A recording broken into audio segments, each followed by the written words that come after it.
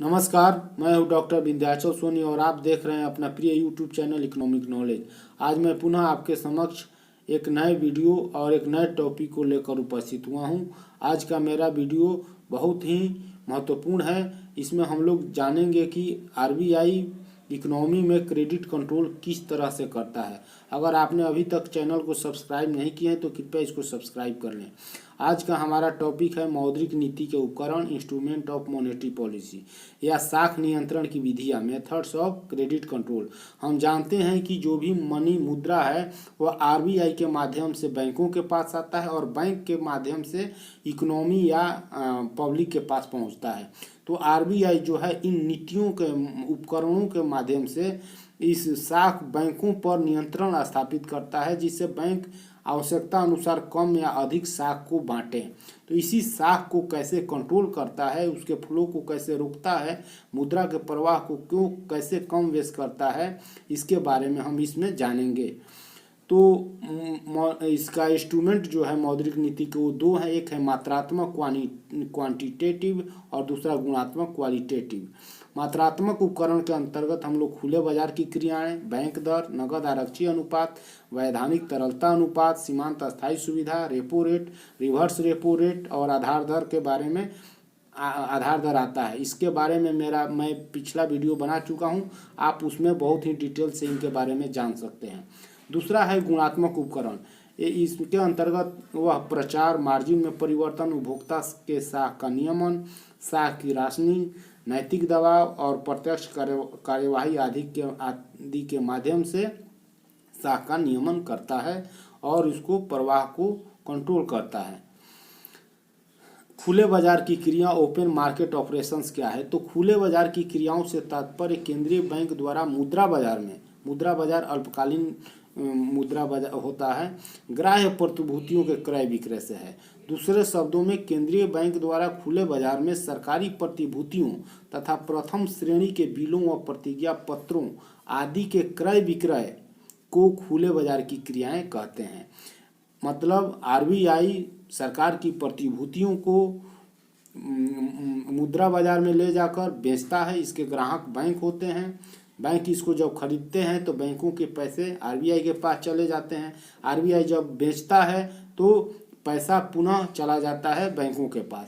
भारतीय reserve bank अधिनियम 1934 की धारा 17 के अनुसार रिजर्व बैंक को यह अधिकार प्राप्त है कि वह सरकारी एवं अर्ध सरकारी संस्थाओं द्वारा जारी की गई प्रतिभूतियों के क्रय विक्रय के अतिरिक्त ऐसे व्यापारिक बिलों व प्रतिज्ञा पत्रों की खरीद व बिक्री या बट्टा कर सकता है जिनका भुगतान 90 दिन के भीतर भारत में होने वाला हो और जिन पर कम से कम 2 प्रतिष्ठित हस्ताक्षर हो। रिजर्व बैंक 15 माह तक की अवधि के लिए लिखे गए कृषि बिलों की भी खरीद, बेच व पुनः भुना सकता है। और इन बॉन्ड या प्रतिभूतियों को खरीदते हैं बैंक। जब प्रतिभूति बेचने से क्या होती है, बैंकों के पैसे आरबीआई के पास चले जाते हैं, तो इससे तरलता में कमी आती है और ये कम साख बांटेंगे। इसके विपरीत साख अधिक बांटना पड़ता है। सीआरआर क्या है? तो प्रत्येक कमर्शियल बैंक को, अनुसूचित बैंक को अपने कुल जमाओं का एक निश्चित प्रतिशत राशि अनिवार्य रूप से आरबीआई के पास, केंद्रीय बैंक के पास रखना होता है। इसी को राशि को हम लोग सीआरआर कहते हैं, कैश रिजर्व नगद आरक्षी अनुपात कहते हैं।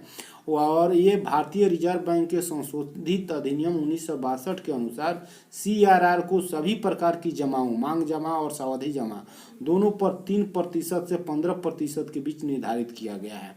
वर्तमान में यह 3% है।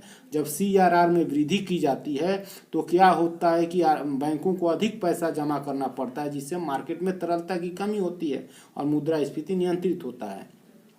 एसएलआर क्या है? तो बैंकों को कुल जमाओं का कुछ प्रतिशत अपने पास तरलता के रूप में रखना होता है कि वह समय पर ग्राहकों को भुगतान कर सकते हैं। इसी को हम लोग सांविधिक तरलता अनुपात कहते हैं। तो बैंकिंग विनियमन अधिनियम 1949 की धारा 24 के अनुसार देश के सभी अनुसूचित बैंकों को भारत में अपनी कुल मांग एवं सावधि जमाओं की न्यूनतम 25% के बराबर धन, नगदी, स्वर्ण या बंधन मुक्त अनुमोदित प्रतिभूतियों के रूप में रखना अनिवार्य है। केंद्र सरकार द्वारा 23 जनवरी 2007 को एक जारी अध्यादेश द्वारा बैंकों के लिए एसएलआर की न्यूनतम सीमा समाप्त कर दी गई है। इसी कारण यह वर्तमान में 18% है। जब आरबीआई एसएलआर में वृद्धि करता है तो बैंकों को अधिक पैसा अपने पास रिजर्व रखना पड़ता है, जिससे वो कम साख बांट पाते हैं। एमएसएफ मई 2011 में शुरू किया गया। इसको अति अल्पकालिक ऋण बोलते हैं। यह 24 घंटे अर्थात एक दिन के लिए आरबीआई तात्कालिक रूप से देता है और अगर उसी तरह रेपो रेट क्या है, यह अल्पकालिक ऋण है, यह 2 से 14 दिन के लिए दिया जाता है। बैंक रेट दीर्घकालिक ऋण है, यह 15 दिन से ऊपर के लिए दिया जाता है। रिवर्स रेपो रेट क्या है, तो बैंक जब अपने अतिरिक्त राशि सरप्लस उनके पास पैसा है और उसको वह कुछ दिनों के लिए आरबीआई के पास रखते हैं तो बदले में आरबीआई जो उनको ब्याज देता है उसको हम लोग रिवर्स रेपो रेट कहते हैं, वह ब्याज दर। बेस रेट वह रेट होता है जो भारतीय रिजर्व बैंक निर्देशित करता है कि बैंकों को इससे न्यूनतम दर पर अपने ग्राहकों को कर्ज नहीं देना है। यह इसीलिए किया जाता है कि सारे बैंकों में एकरूपता और पारदर्शिता बनी रहे, नहीं तो कोई बैंक कम लेगा कोई अधिक लेगा। इसको कंट्रोल करने के लिए बेस रेट निर्धारित करता है आरबीआई। इस सारे टॉपिक्स के बारे में MSF, repo rate, bank rate, reverse repo rate और बेस रेट के बारे में मैं पिछले वीडियो में विस्तार से बताया हूँ, उसको आप देख सकते हैं। Bank MSF, repo rate, bank rate और बेस रेट जब ये बढ़ेगा तो निश्चित है कि कर्ज महंगा होगा। कर्ज महंगा होगा तो क्या होगा कि साख कम बटेगी, लोग कर्जा कम लेंगे। जब कर्जा कम लेंगे तो मार्केट में तरलता में कमी आएगी। मार्केट में कमी आएगी, तरलता मतलब कैश नकदी में, तो लोग के पास पैसे की कमी होगी, लोग कम खर्च करेंगे तो कम मांग होगा तो इससे क्या होगा कि कीमतें नीचे गिरेंगी और मुद्रास्फीति नियंत्रित होगा।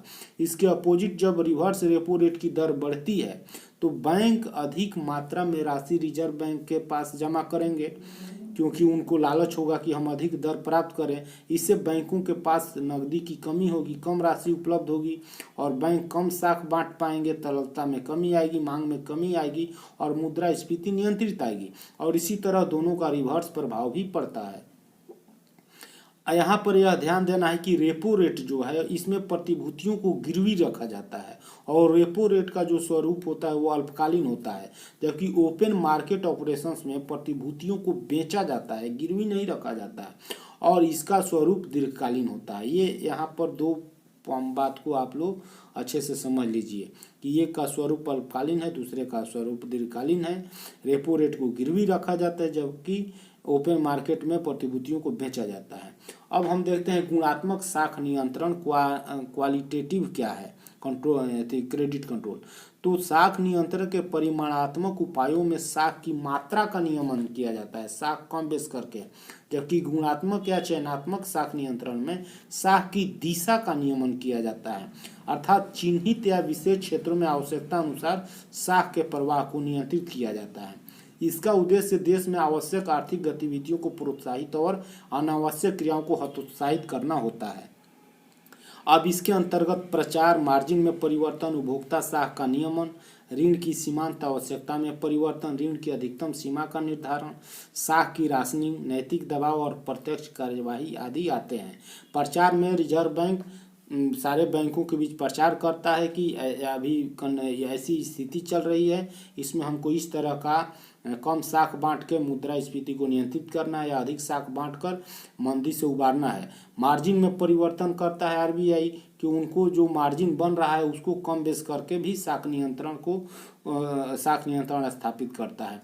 उपभोक्ता के साख का नियमन, उपभोक्ता जिस काम के लिए साख ले रहा है, क्रेडिट ले रहा है, वह उसी में खर्च कर रहा है कि दूसरे जगह खर्च कर रहा है, वो काम सही से कर रहा है कि नहीं कर रहा है, उसका निगरानी वो करता है। इसके तहत वह ऋण की सीमांत आवश्यकता में परिवर्तन कर सकता है, कम बेस कर सकता है, ऋण की अधिकतम सीमा को निर्धारित कर सकता है, साख की राशि के अंतर्गत कोटा बना सकता है कि कितनी कोटा राशि देना है, नैतिक दबाव डाल सकता है और नहीं तो प्रत्यक्ष कार्यवाही कर सकता है।